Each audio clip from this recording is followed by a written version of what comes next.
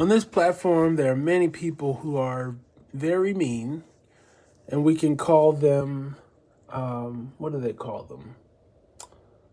Instigators or trolls.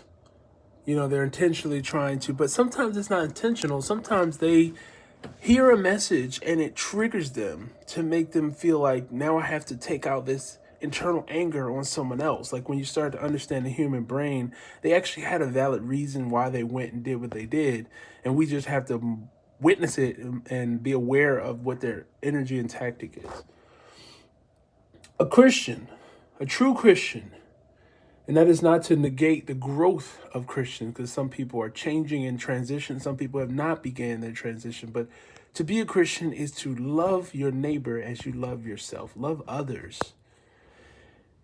And sometimes, which we know, when people do atrocious things or behaviors, it's actually a weakness. It's actually a form of pain. It's actually a form of struggle within their lives. And we must have empathy to love those people as we would expect someone to understand our pain instead of punishing us for it. To be a Christian is to better understand what it is to be human, to better understand our fallen state as man on this earth, to better understand how to love in spite of a person displaying that they're unlovable. Because sometimes we're that unlovable person, and those are the times when we need love the most.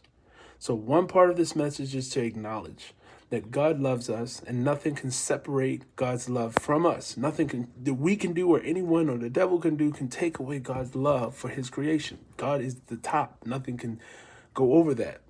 But the other thing is, Jesus is God. He lives in us. And so we have that capacity to love. And it's not going to be easy. It's not always easy. More often than not, it's difficult. But that's because of our perception of what's difficult. Modern day of social media gives us this comparison thing with other creators, or just watching what people are posting and thinking, my life not like that. I'm not a good enough Christian because I don't post, I don't minister, I don't this, that.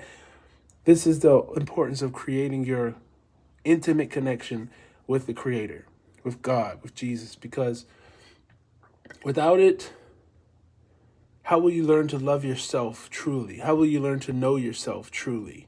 And I understand this message is like towards Christians, but this message is to all of God's creation. Get to know your God so intimately that that's all you really need in life. And it's a process, a painful process. And I want you to learn to embrace that process. Okay?